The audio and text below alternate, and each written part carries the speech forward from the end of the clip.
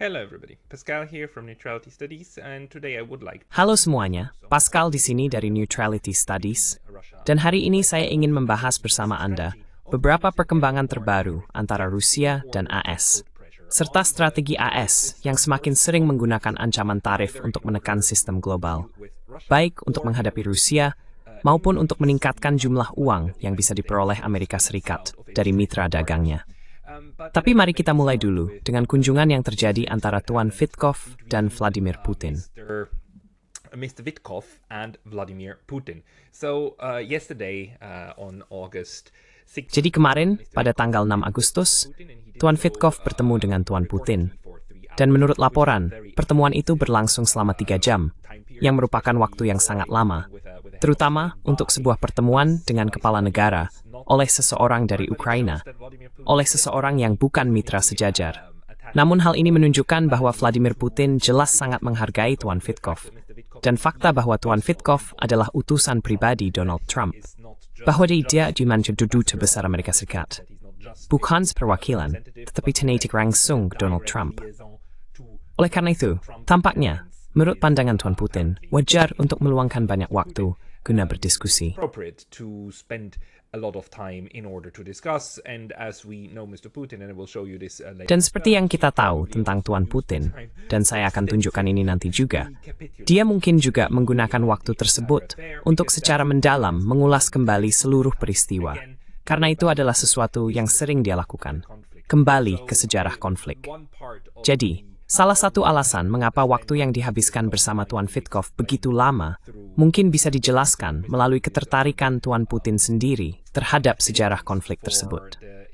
Nah, kemarin kita masih menunggu reaksi dari Tuan Trump, karena Tuan Witkoff tentu saja akan kembali ke Washington terlebih dahulu, dan kemudian memberi pengarahan langsung kepada Trump, atau memberinya pengarahan saat di pesawat, tetapi tetap setelah kejadian. Dan sebenarnya, Tuan Trump tidak banyak memberi kita informasi, selain bahwa menurutnya ada kemajuan yang kembali dicapai.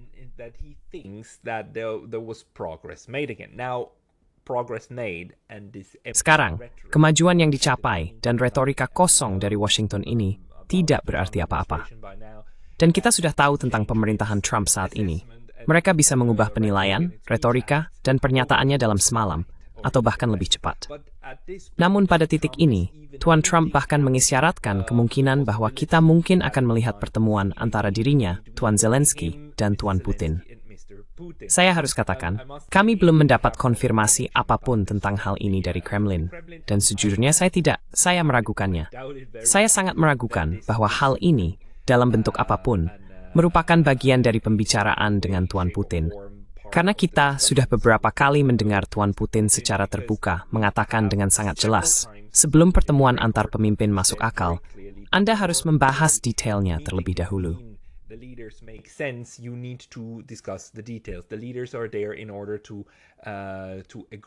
Para pemimpin hadir untuk menyepakati kerangka kerjanya, tetapi detailnya harus diselesaikan terlebih dahulu.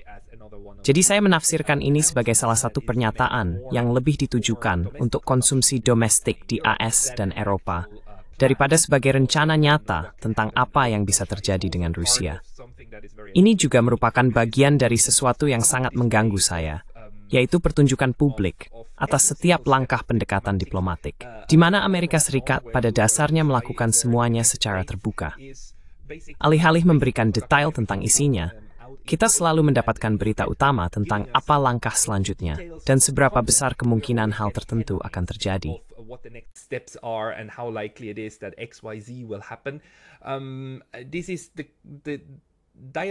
Ini sangat bertolak belakang dengan cara Moskow dan juga Beijing menjalankan kebijakan luar negeri mereka, di mana mereka memberikan informasi secara terbatas. Tetapi begitu mereka melakukannya, biasanya kita mendapatkan ringkasan. Dan saya akan tunjukkan satu yang sangat penting sebentar lagi, dan betapa substansialnya informasi tersebut.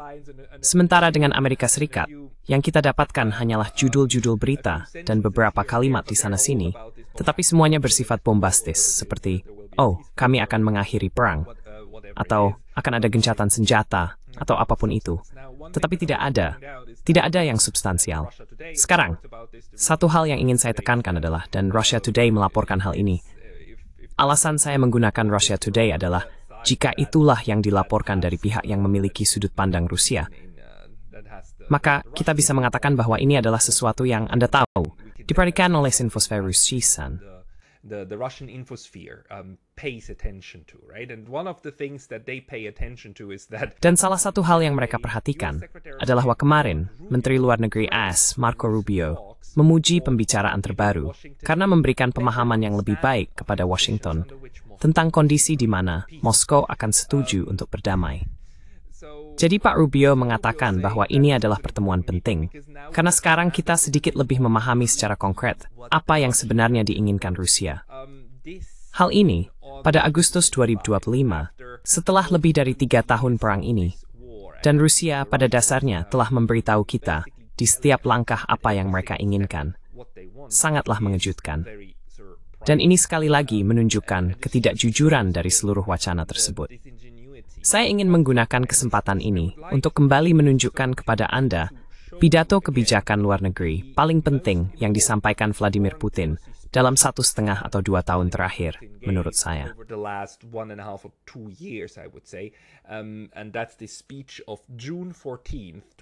Dan itulah pidato tanggal 14 Juni 2024 di Moskow, di mana Tuan Putin, seperti yang bisa Anda lihat di gambar ini, sedang berbicara kepada seluruh staf kebijakan luar negerinya di Kementerian Luar Negeri.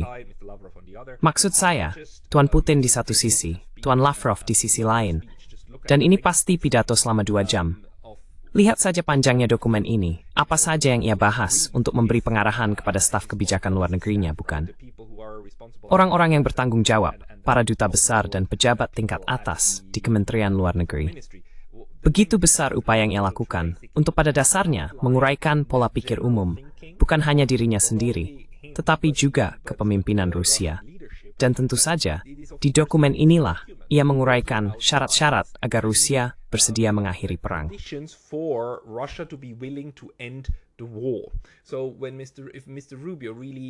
Jadi jika Pak Rubio benar-benar mengatakan bahwa baru sekarang mereka memiliki pemahaman yang lebih baik tentang apa yang sebenarnya diinginkan Rusia, maka itu berarti dia berbohong. Atau berarti sejak menjabat pada Januari tahun ini, dia sama sekali tidak pernah repot-repot membaca apa yang disampaikan Rusia kepada kita. Dan hal yang menarik adalah, tentu saja, jika Anda mengunjungi halaman utama Kremlin, yang sebenarnya bukan Kremlin, ini tempat halaman utama Kementerian Luar Negeri Rusia. Jika Anda reksa, Anda akan menemui PC ini dan bahasa Inggris. Rusia berkata Anda kita ada iklim terjemahan, dan terjemahannya sangat bagus. Ini terjemahan yang dismifawat dengan baik.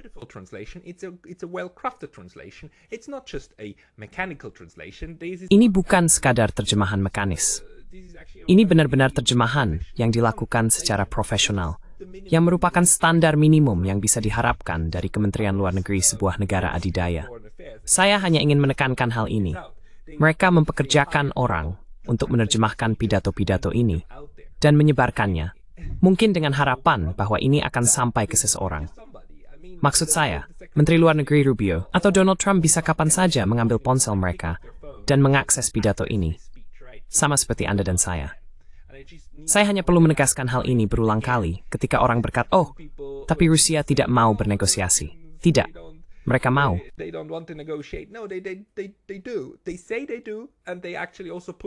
Mereka bilang begitu. Dan mereka juga benar-benar mempublikasikan semua poin mereka di internet dalam bahasa Inggris. Hanya untuk memperjelas. Karena saya rasa, Gedung Putih atau pihak Eropa tidak pernah mempublikasikan pernyataan mereka di halaman utama mereka dalam bahasa Rusia. Sekadar memperjelas ya. Jadi inilah cara Rusia tidak hanya memberi sinyal, tetapi juga berusaha memperjelas maksudnya kepada kita, audiens di Barat. Saya ingin menyoroti beberapa bagian dari pidato ini. Meskipun pidato ini sudah berumur 1 tahun, menurut saya tetap penting untuk memahami kemana arah pemikiran Rusia tentang semua ini. Dan setahun yang lalu, Pak Putin, beberapa kali dalam pidato ini, seperti yang saya soroti di sini, menunjukkan bahwa arah yang kita tuju, apa yang kita saksikan, adalah kemunculan dunia multipolar dan multilateral.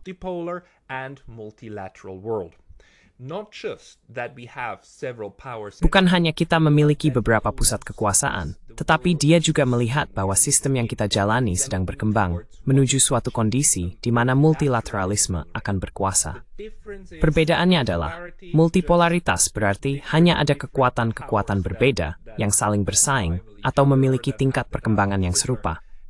Multilateralisme tentu saja adalah cara kita mengambil keputusan bahwa kita duduk bersama, bukan secara bilateral, dan merumuskan kesepakatan, tetapi kita bertemu dalam kelompok yang lebih besar di Perserikatan Bangsa-Bangsa atau forum lainnya untuk bersama-sama mencari solusi atas masalah. Jadi dalam hal ini, Rusia bahkan tahun lalu sudah mengatakan bahwa kita sedang bergerak menuju dunia multilateral.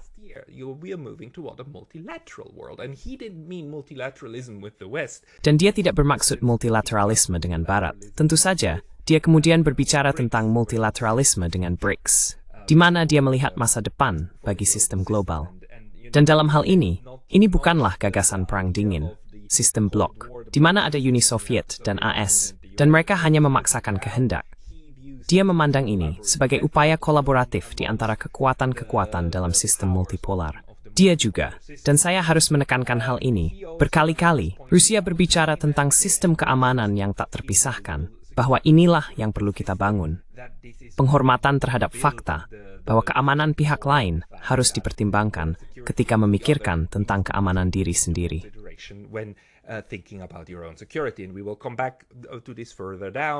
Dan kita akan kembali membahas hal ini nanti. Karena tentu saja para kritikus akan berkata, ya, jadi Rusia yang Ukraina, jadi haha, keamanan tak terpisahkan. Tapi kita akan kembali ke poin ini. Dalam pidato penting ini, yang menurut saya masih menjadi landasan pemikiran Kementerian Luar Negeri dan kepemimpinan Rusia, Vladimir Putin juga menegaskan bahwa ia memandang kekuatan Barat sebagai pihak yang dipimpin oleh Amerika Serikat, dan bahwa mereka percaya telah memenangkan Perang Dingin. Setiap hak menurut bagaimana dunia seharusnya diatur, dengan perluasan tanpa batas blok Atlantik Utara.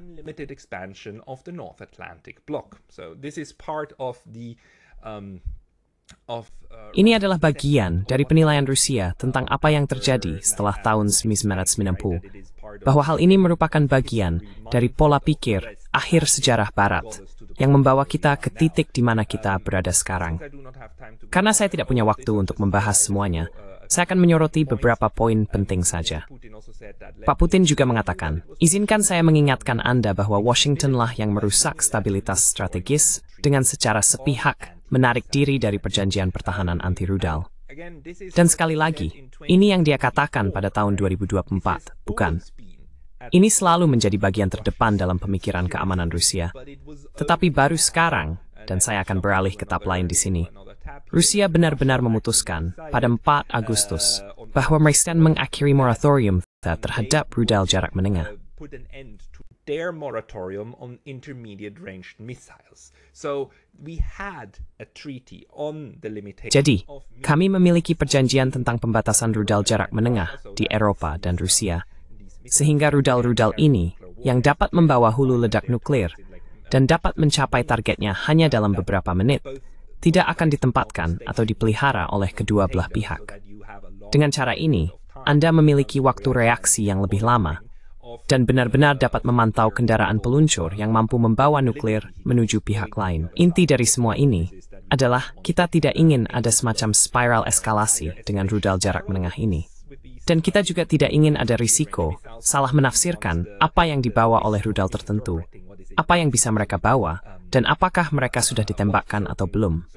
Karena hal ini bisa memicu eskalasi di kedua belah pihak. Bukan. This might trigger an escalation on both sides, right? A nuclear, this kind of the nuclear. Skenario kiamat nuklir semacam ini, di mana kesalahpahaman terhadap apa yang datang dari pihak lain, kemudian membuat pihak tersebut meluncurkan sebagian dari persenjataan mereka, mungkin bahkan persenjataan berkepala nuklir, yang kemudian membuat pihak lain juga meluncurkan senjatanya, dan akhirnya kita terjebak dalam perang nuklir. Kedua belah pihak akan berkata, ya, pihak lain yang menembak lebih dulu. Padahal sebenarnya, itu adalah kesalahpahaman dari salah satu pihak terhadap apa yang terjadi. Perjanjian rudal strategis jarak menengah ini ditandatangani pada akhir 1990-an, saya kira tahun 87, antara Reagan dan Gorbachev. Dan perjanjian itu dibatalkan pada tahun 2015 di bawah pemerintahan Trump yang pertama. Under the first Trump administration, Trump did away with several of Trump menghapus beberapa pilar dan pencapaian demokrasi. Pengendalian senjata strategis, INF menjadi salah satunya, JCPOA, perjanjian dengan Iran terkait senjata nuklirnya, yang menurut semua pihak, termasuk IAEA, Iran patuhi. Dia juga menghapus perjanjian itu. Dan kita telah melihat dalam kedua kasus tersebut, bahwa hal itu sebenarnya tidak meningkatkan keamanan Eropa atau Amerika Serikat. Justru membuat keadaan menjadi lebih buruk. Perjanjian-perjanjian ini sebenarnya berjalan. INF berjalan dengan baik. Baik Rusia maupun AS dan Eropa tidak memiliki rudal jarak menengah ini, setidaknya tidak sampai pada tingkat yang akan dikeluhkan secara nyata oleh pihak lain.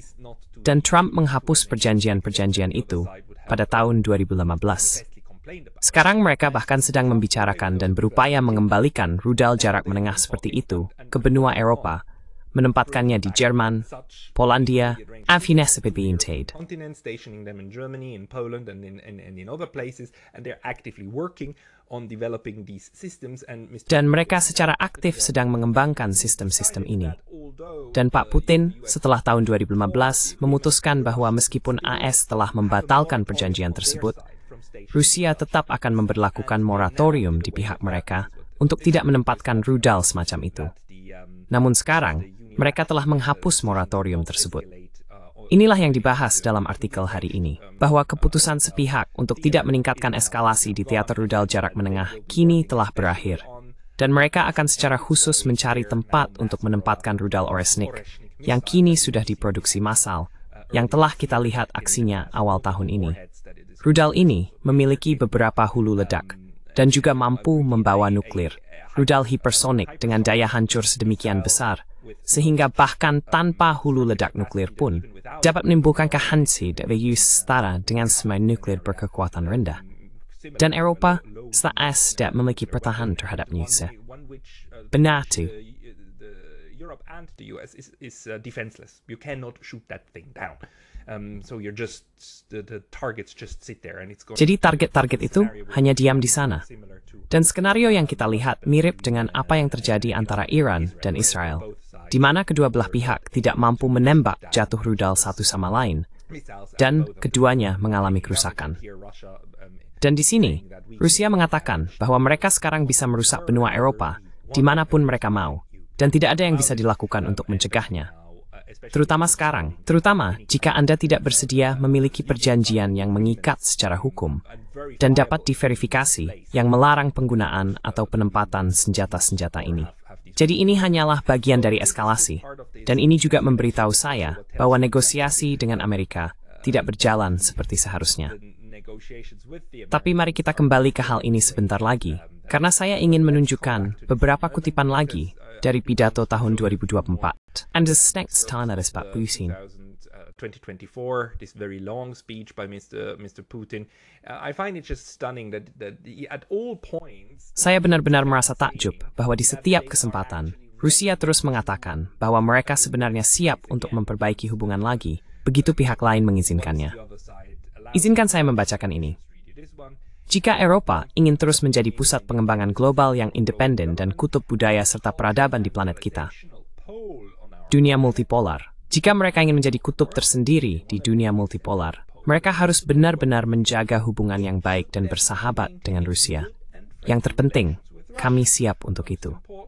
Bahkan di tahun 2024, setelah semua yang terjadi, Rusia masih mengatakan, lihat, orang Eropa, begitu kalian sadar kembali, begitu kalian siap, kami masih akan ada di sini. Oke? Maksud saya, kita masih bisa berurusan satu sama lain.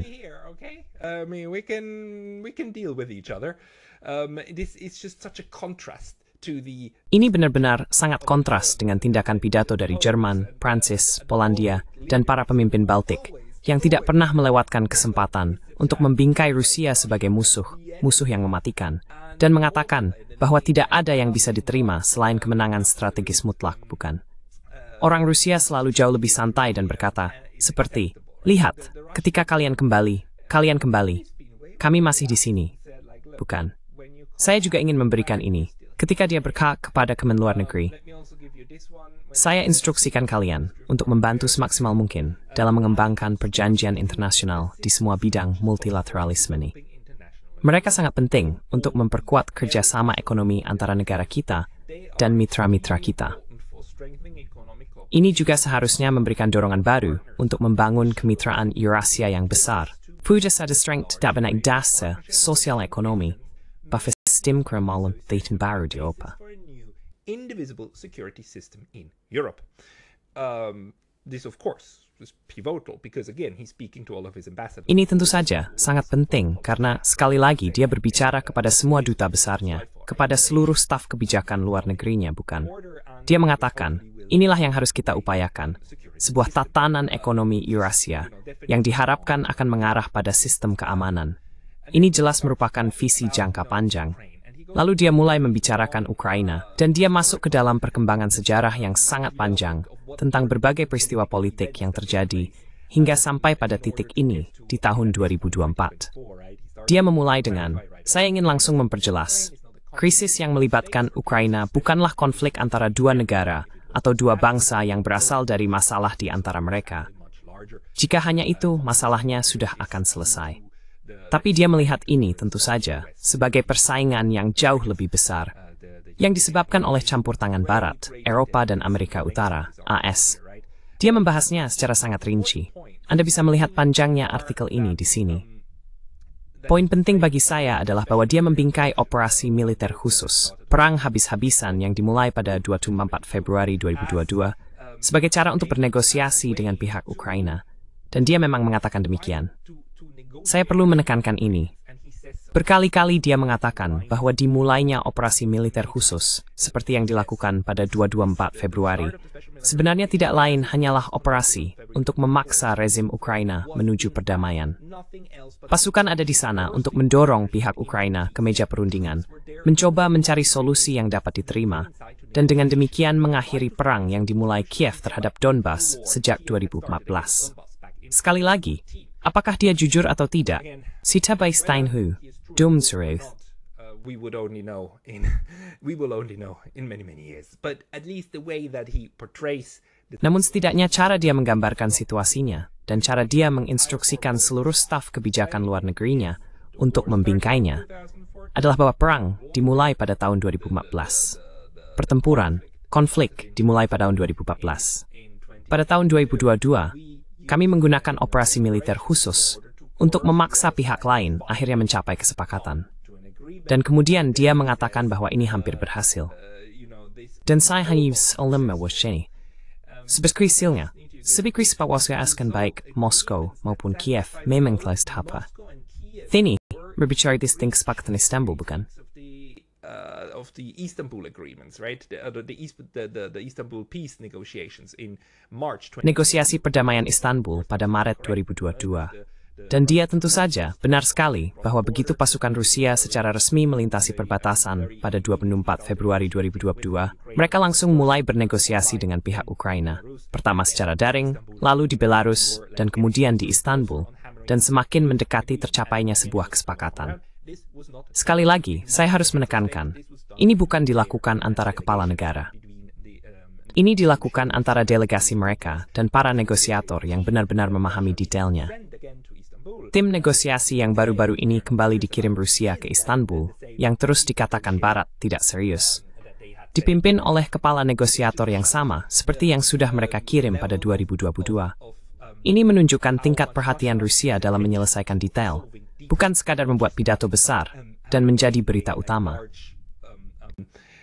Speech acts, right, and headlines. They're paying attention to details. Mereka benar-benar memperhatikan detail. Dalam pidato tahun lalu ini, Vladimir Putin untuk pertama kalinya memberitahu kita nama perjanjian yang mereka rencanakan. Dokumen itu berjudul Perjanjian tentang Netralitas Permanen dan Jaminan Keamanan untuk Ukraina. Itu juga pertama kalinya saya mendengar apa yang Vladimir Putin atau apa yang direncanakan Rusia dan Ukraina untuk menamai dokumen tersebut, yang kemudian tentu saja menjadi representasi dari inti atau jantung perjanjian itu sendiri. Jadi, di satu sisi, tidak ada NATO untuk Ukraina. netralitas permanen, faktanya. Jadi kerangka umum yang sama seperti yang digunakan Swiss dan Austria di Eropa. Dan ya, kita bisa membahas seberapa jauh mereka masih mematuhinya dan seterusnya. Tetapi itu tetap kerangka yang mereka gunakan untuk memikirkan kebijakan luar negeri mereka sendiri, bukan?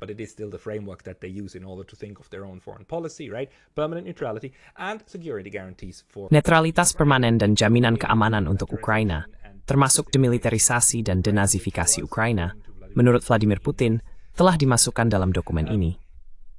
Ia menekankan bahwa bagian kedua dari judul, jaminan keamanan untuk Ukraina, sebenarnya, menurut pandangannya, adalah sesuatu yang sulit diterima oleh Rusia.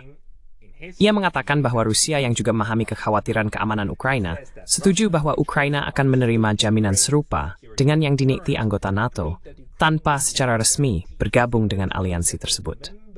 Itu adalah keputusan yang sulit bagi kami, tetapi kami legitimasi tuntutan Ukraina untuk menjamin keamanannya dan tidak keberatan dengan rumusan yang diusulkan oleh Kiev.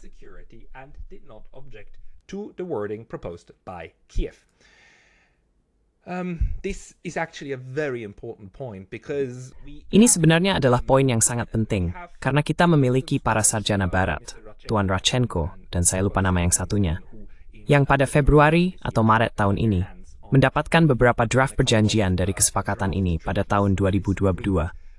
Mereka menganalisisnya, dan kesimpulan akhir mereka tentang mengapa kesepakatan itu tidak terjadi adalah: pertama, karena Rusia memang melakukan invasi. Itu alasan pertama. Dan kedua, pada saat-saat terakhir, Rusia diam-diam memasukkan sedikit hak veto untuk Rusia atas jaminan keamanan yang akan diterima Ukraina dari pihak Eropa. Poinnya adalah bahwa apa yang dikatakan Tuan Vladimir Putin di sini tidak salah. Rusia setuju bahwa kekuatan Barat, kekuatan NATO, akan memberikan jaminan keamanan kepada Ukraina, tetapi Rusia juga akan memberikan jaminan keamanan. Dalam keadaan darurat, kedua belah pihak, Eropa, negara-negara NATO, dan Rusia, harus bertemu dan menyepakati bagaimana memperkuat keamanan Ukraina, yang pada kenyataannya memberikan hak veto kepada Rusia atas semua jaminan keamanan tersebut. A veto over all of these security guarantees, and that the inclusion of that dan bahwa dimasukkannya ketentuan tersebut adalah alasan mengapa Ukraina akhirnya harus mundur, juga dikombinasikan dengan peristiwa Bucha. Ini adalah pertanyaan yang masih terbuka, dan kita tidak tahu jawabannya. Kita tidak tahu apakah versi perjanjian yang diperiksa oleh Pak Radchenko dan rekannya adalah versi final, apakah itu versi antara, atau apakah itu juga berasal dari tahap negosiasi yang lebih lanjut. Kita tidak tahu apakah kita memiliki gambaran yang lengkap. Kita juga tidak tahu apakah itu benar. Kita tidak tahu apakah penambahan tersebut benar-benar dilakukan oleh Rusia, atau jika ini adalah sesuatu yang disisipkan diam-diam untuk menciptakan ilusi bahwa Rusia akan perjanjian tersebut.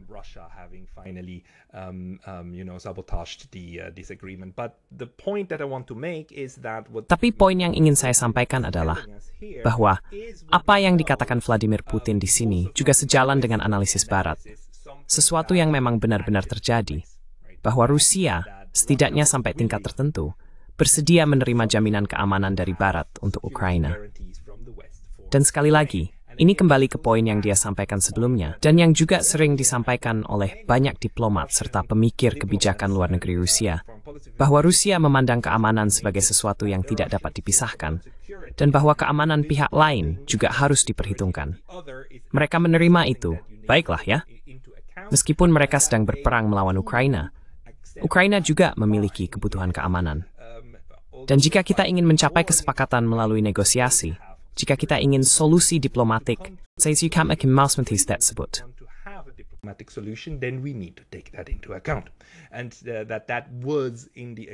Dan itu memang ada dalam kesepakatan awal yang tidak pernah ditandatangani, bukan? Jadi Anda tahu, cara Rusia memandang keamanan sebagai sesuatu yang hanya bisa dicapai bersama pihak lain, dan bukan melawan pihak lain. Menurut saya sangat penting untuk ditekankan. Karena ini tentu saja merupakan perbedaan utama dari cara NATO dan Barat kolektif memandang keamanan, sebagai sesuatu yang hanya dibangun untuk diri sendiri. Dan semakin banyak senjata yang dimiliki, semakin besar daya tangkal yang diciptakan, semakin amanlah Anda. Pendekatan ini keliru, Tetapi Rusia tidak sependapat dengan itu. Dalam pidato yang sama, dia mengatakan, "Saat ini, Barat mengabaikan kepentingan kami sambil melarang Kiev untuk bernegosiasi dan secara munafik terus menyerukan agar kami bernegosiasi."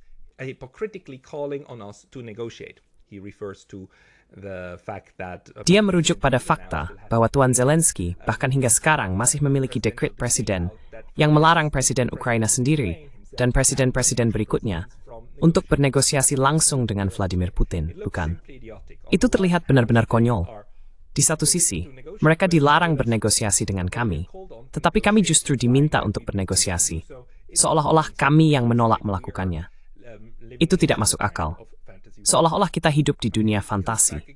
Dan ini kembali lagi tentu saja pada isu bahwa Barat bahkan sekarang masih bersikeras. Saat ini, Tuan Putin bersikeras. Maaf, Tuan Trump bersikeras bahwa kita perlu mengadakan pertara para pemimpin, bukan?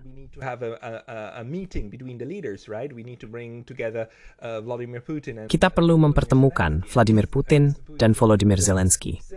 Dan Tuan Putin terus mengatakan, "Lihat, ini tidak akan membawa kita terlalu jauh, karena kita jelas tidak bisa merundingkan detailnya. Kita hanya bisa membahas kerangka besarnya." Kedua, jika Anda benar-benar serius tentang hal ini, Anda seharusnya memaksa pihak Ukraina untuk mencabut dekret ini, yang hingga saat ini masih berlaku. Jadi jika Tuan Zelensky benar-benar bertemu dengan Tuan Putin, tetap melanggar hukum Ukraina sendiri, sesuai dengan aturan yang mereka tetapkan.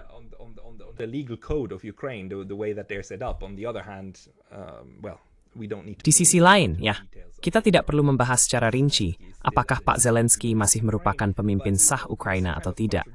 Tapi Anda tahu, kontradiksi semacam inilah yang terus-menerus disorot oleh pihak Rusia. Dan dia juga mengatakan, "Syarat kami untuk memulai pembicaraan itu sederhana dan intinya adalah sebagai berikut." Dan ini sangat penting, bukan? Orang-orang seperti John Mearsheimer telah mengulanginya sejak 15 Juni 2024. Orang-orang dari Iran, seperti semua analis yang mengikuti konflik ini, telah berulang kali mengatakan bahwa jika Anda ingin tahu apa sebenarnya syarat yang diajukan Rusia untuk mencapai gencatan senjata, inilah dokumen yang harus dirujuk. Mereka memberikan dokumennya kepada kita.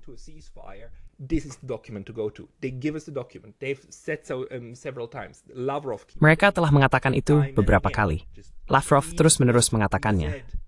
Cukup baca apa yang kami katakan pada tahun 2024. Ada dua isu utama dan satu lagi yang perlu ditambahkan. Pasukan Ukraina harus sepenuhnya ditarik dari Republik Rakyat Donetsk dan Luhansk, serta wilayah Kherson dan Zaporizhia. Perlu saya catat bahwa mereka harus ditarik dari seluruh wilayah ini, sesuai dengan batas administratifnya saat masih menjadi bagian dari Ukraina. Bagian terakhir dari persyarat ini adalah bahwa pasukan tidak hanya ditarik dari medan pertempuran aktif, tetapi dari seluruh wilayah, keempat wilayah tersebut. Yang pada saat Pak Putin menulis atau membacakan ini, belum sepenuhnya berada di bawah kendali tentara Rusia.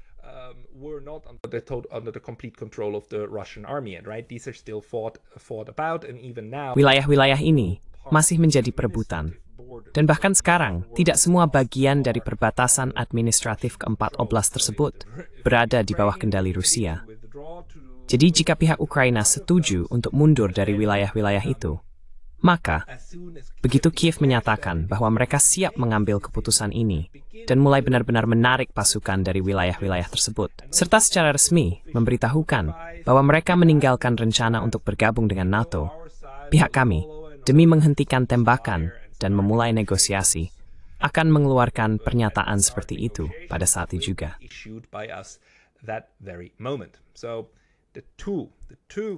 Jadi, dua syarat utamanya adalah menarik diri dari 4 oblast yang sekarang telah diintegrasikan Rusia ke dalam wilayah negaranya, dan menyatakan, tidak, ini sekarang wilayah Rusia, titik. Dan yang kedua, beritahu kami bahwa Anda tidak lagi berupaya untuk bergabung dengan NATO, lalu kami akan berhenti menembak, dan kita bisa mulai bernegosiasi. Karena jelas, Anda perlu mencapai kesepakatan formal dan membangun mekanisme verifikasi yang pasti diinginkan oleh Rusia. Karena mereka paham bahwa saat terakhir kali mereka membuat perjanjian Minsk, itu tidak berhasil dan tidak diimplementasikan dengan baik oleh pihak Ukraina. Jadi, mereka akan menginginkan semacam mekanisme verifikasi bahwa perubahan politik yang diperlukan di Kiev benar-benar terjadi. Jadi ya, ini adalah syarat yang sangat berat. Yes, these are very harsh terms. These are not beneficial terms to Ukraine. Ini bukanlah syarat yang menguntungkan bagi Ukraina, tetapi inilah syarat-syarat yang dikatakan Rusia sebagai titik awal mereka. Jadi jika orang Amerika hari ini mengatakan bahwa mereka baru sekarang mencoba memahami posisi Rusia, maka Anda tahu, itu benar-benar bodoh. Ini sudah jelas. Ini dia. Dan sekali lagi, semuanya catatan publik kan? Semuanya sudah tersedia. Anda bisa membacanya sekarang juga. All of this is out there. You can read it right now. Instead, what we get is this back and forth and Sebaliknya, yang kita dapatkan adalah perdebatan bolak-balik dan ide-ide yang menarik perhatian media lagi tentang pertemuan para pemimpin dan sebagainya, serta kesepakatan besar, dan itu membuat frustrasi.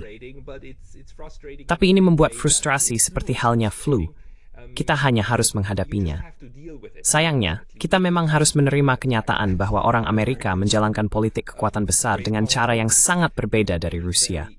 Karena itulah, saat kita mencoba memahaminya, kita perlu menguraikannya dalam konteks bagaimana Rusia mendekati negosiasi yang sama. Pada saat yang sama, Anda tahu, taktik AS tentu saja adalah memberikan banyak tekanan di berbagai titik. Yang paling kuat sekarang dengan mengancam bahkan teman-teman Rusia, seperti negara-negara netral kan? Seperti India, bahwa mereka harus berhenti membeli minyak Rusia. Sejauh ini, AS mengeluh tentang hal itu. Eropa juga mengeluh.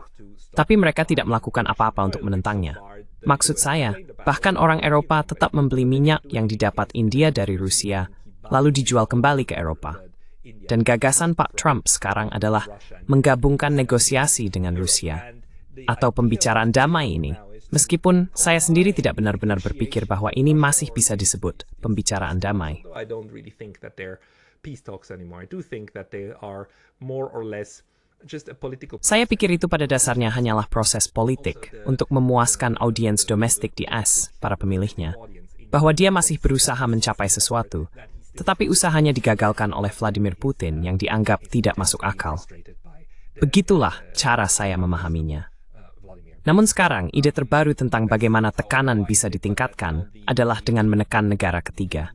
Dan tentu saja, ini akan menjadi bumerang besar. Bahkan saat ini sudah mulai menjadi bumerang. India tidak mau begitu aja. India tidak setuju untuk menghentikan perdagangan dengan Rusia hanya demi mendekatkan diri dengan Amerika Serikat. To cuddle up to the United States, and so is actually also Brazil. Begitu juga dengan Brasil, sebenarnya. Lucunya, dan dengan alasan yang berbeda, Tuan Trump juga mengatakan bahwa dia akan memberlakukan tarif 50% terhadap Brasil, karena Brasil memiliki kasus hukum yang sedang berjalan terhadap mantan presidennya, Tuan Bolsonaro. Itu adalah sesuatu yang menurut Trump tidak dapat diterima, bahwa sistem peradilan di Brasil secara internal melakukan sesuatu terhadap politisi sayap kanan. Dan karena itu, tarif 50%. Dan Tuan Ikaiteris, adat, sari tethank, emisis the segim pamboga, agar Presiden AS bisa menentukan di Brasil, Amy Singh. Who is being over how Brazil works. And he says. Dan dia berkata, Brasil mengatakan, kami tidak takut akan hal ini. Dan menariknya sekarang Brasil juga bergerak menuju, menurut saya, strategi yang lebih cerdas dengan mencoba untuk tidak lagi berurusan dengan AS secara satu lawan satu. Lula dari Brasil mengatakan, dia akan membahas tarif Trump dengan kelompok BRICS. Sejauh ini, dan memang butuh sedikit waktu, tapi sekarang sudah jelas bahwa strategi AS adalah memilih mitra dagangnya, dan kemudian berurusan dengan mereka satu persatu. Dengan Jepang secara terpisah, dengan Uni Eropa secara terpisah, dengan Korea secara terpisah, dengan Swiss secara terpisah. Dan Anda bisa melihat bagaimana, terutama negara-negara mitra, teman, sekutu, bawahan satelit, mereka benar-benar ikut serta dalam hal itu. Bahkan Asia Tenggara, bahkan negara-negara lain seperti Vietnam dan sebagainya, mereka ikut serta dan pergi ke Washington dan mulai merundingkan perjanjian bilateral.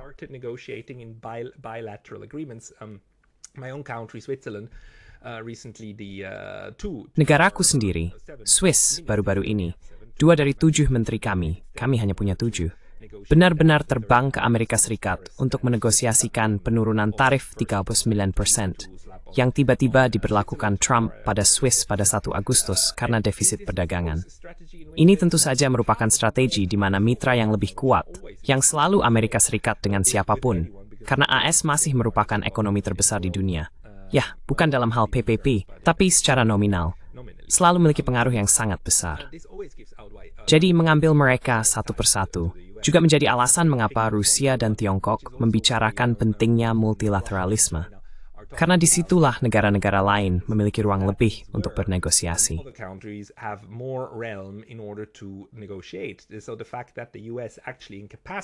Jadi, fakta bahwa AS benar-benar melumpuhkan, menghancurkan mekanisme penyelesaian konflik di Organisasi Perdagangan Dunia, tentu saja sangat penting.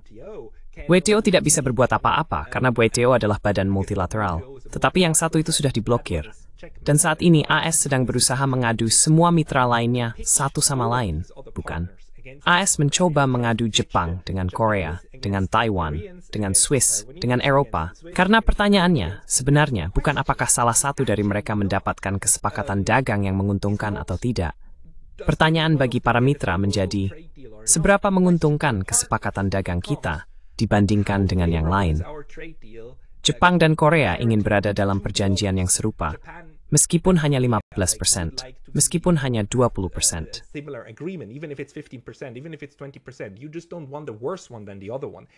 Kamu hanya tidak ingin mendapatkan kesepakatan yang lebih buruk daripada yang lain.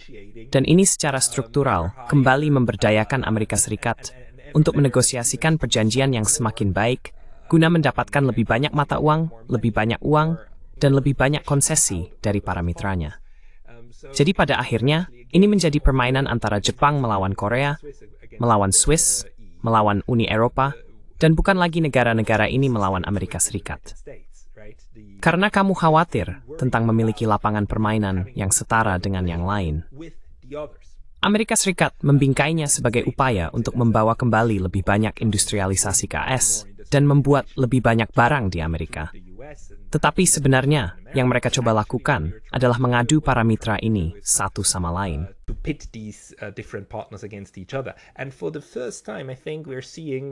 Dan untuk pertama kalinya, saya pikir kita melihat dari negara-negara BRICS adanya kesadaran bahwa mereka perlu melawan strategi tersebut. Bukan melawan tarifnya sendiri, tetapi melawan strategi mencoba memilih negara satu persatu. Dan bahwa Brasil dan India sekarang memiliki semua insentif untuk juga berbicara dengan Tiongkok, Rusia, dan negara-negara lain guna mencari solusi multilateral. Jadi butuh waktu untuk sampai pada pemahaman ini. Tetapi menurut saya sangat penting bahwa Lula sekarang menempuh jalur ini dan mereka akan mencoba mungkin memiliki posisi tawar bersama.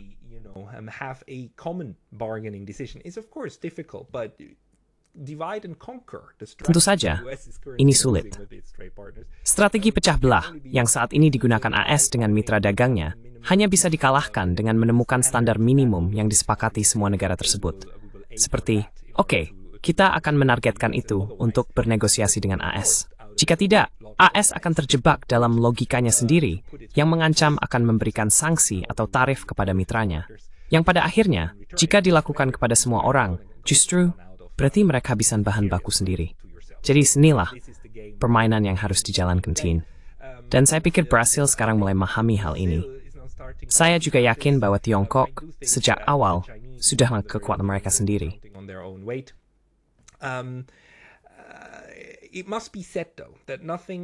Namun harus dikatakan, saat ini tidak ada yang benar-benar jelas, A melawan B. Seseorang yang menggambarkan hal ini dengan sangat baik adalah Duta Besar Badra Kumar, yang pernah tampil di saluran ini sebelumnya dalam sebuah artikel tentang Kaisar Tanpa Busana, tentu saja merujuk pada Tuan Trump, dan ancaman-ancamannya.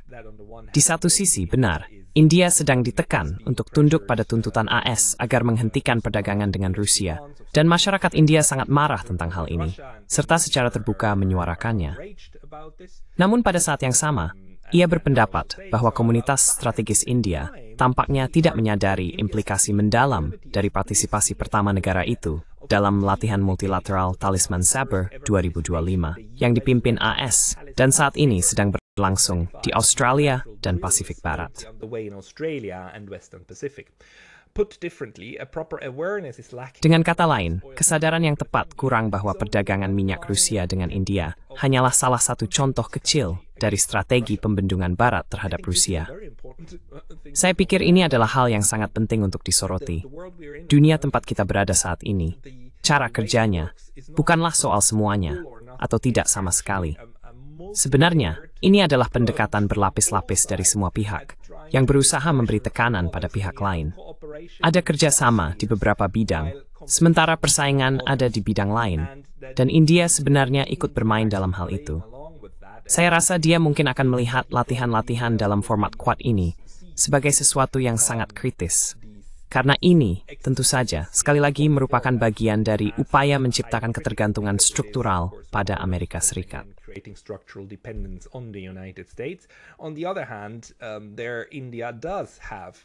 Di sisi lain, India memang memiliki sengketa dengan Tiongkok, dan sejauh ini ingin menggunakan Quad sebagai penyeimbang terhadap Tiongkok untuk bermain di kedua sisi. Pendekatan Tuan Trump yang sekarang memberikan berbagai tekanan kepada India, tentu saja memberi India insentif lebih besar untuk melepaskan itu, untuk mulai melihat Amerika Serikat lebih sebagai ancaman potensial daripada mitra. Saya pikir hal itu mungkin juga akan memengaruhi perhitungan militer. Meskipun Duta Besar Badra Kumar benar sekali ketika mengatakan bahwa implikasinya sangat besar. Latihan-latihan ini dilakukan di tingkat militer ke militer. Dan pada tingkat ini, pasukan juga berusaha membuat kesepakatan agar bisa saling berkomunikasi dan mempererat hubungan. Itu bukan sesuatu yang akan hilang dalam sehari. Jadi kesimpulannya, ini adalah dunia yang berlapis-lapis dengan berbagai taktik yang berjalan bersamaan. So keden to define Mercedes BC. Sama sekali. We are not living in a world with an iron curtain, not at all. Even the ostracizing of Russia, bahkan pengucilan Rusia, cara orang Eropa dan Amerika ingin menggambarkannya seolah-olah Rusia adalah pihak yang dikucilkan dari dunia. Itu omong kosong. Itu omong kosong. Mereka semua saling terhubung pada satu tingkat atau lainnya. Dan hal ini telah disoroti, terutama oleh India, bahwa bahkan Amerika Serikat masih membeli barang dari Rusia, termasuk uranium, dan masih ada perdagangan yang berlangsung antara AS dan Rusia, meskipun mereka sedang berperang secara proksi di dan sekitar Ukraina. Jadi itu hanyalah fakta tentang bagaimana sistem saat ini bekerja. Kita memiliki konflik, kita memiliki perang, dan perdamaian yang terjadi secara bersamaan, dengan tekanan yang diberikan kepada musuh maupun teman di berbagai arena ini, mulai dari ekonomi, budaya, perang propaganda, hingga perang kinetik.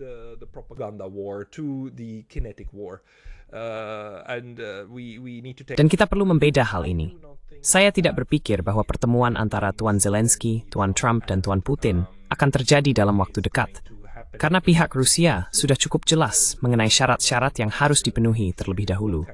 Dan saya tidak berpikir bahwa pihak Eropa, Amerika, atau Ukraina bersedia atau mampu memberikan itu saat ini. Meskipun kita melihat garis depan mulai runtuh.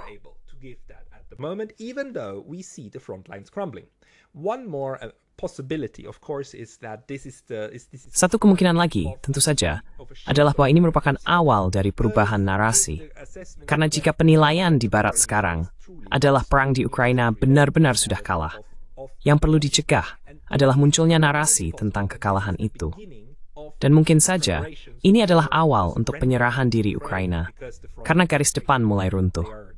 Ukraina sekarang, dari semua pergerakan yang kita lihat, dan dari terobosan yang berhasil dicapai Rusia dalam beberapa minggu terakhir, tampaknya kehancuran tentara Ukraina bisa terjadi tahun ini juga. Dan kita harus sangat-sangat berhati-hati tentang hal ini. Karena jangan percaya pada saya dalam hal analisis militer. Don't trust me when it comes to military analysis. Tapi itulah yang terlihat dari cara beberapa kota Ukraina jatuh dan seberapa dekat pasukan Rusia mendekati Dnieper. Jadi jika memang saluran seperti The Duran dan beberapa analis lain, serta John Mearsheimer benar, maka kekalahan militer Ukraina tidak akan lama lagi dan juga tidak akan bisa dibalik. Bahkan dengan rudal jarak menengah yang ditembakkan ke jantung Rusia. Pertempuran yang sebenarnya di Ukraina berada di jalur yang relatif jelas. Jadi, Ini medlas an awol dari upaya so ukakamat bernasi, this is individual victories Mike is the Kimray scene and hasikan. It is kata tadi for you to. That's also maybe possible, but at this point I would. Namun, pada titik ini, saya lebih memilih untuk bertaruh bahwa ini hanyalah upaya lain dari Presiden AS untuk memberi sinyal kepada basis pendukungnya sendiri bahwa dia belum menyerah pada janji awalnya, dan bahwa, seperti yang Anda tahu, pihak Rusia yang tidak mau duduk di meja perundingan, bahwa ini hanyalah iterasi terbaru. Meskipun saya perlu memikirkan kembali argumen ini, dan Anda juga perlu memikirkannya, karena fakta bahwa Vitkov berada di Moskow, dan Vladimir Putin bersedia berbicara dengannya selama 3 jam. Mungkin kita sedang membicarakan syarat-syarat penyerahan diri. Mungkin memang syarat penyerahan diri. Mungkin ini bukan sekadar tipu muslihat lagi. Mungkin ini hanyalah upaya membungkus penyerahan diri sebagai negosiasi. Saya akan memikirkan ini lebih lanjut. Kita akan lihat apa yang terjadi dalam beberapa hari ke depan. My bank term expands hari ini. In the next couple of days. Thank you very much for your time today.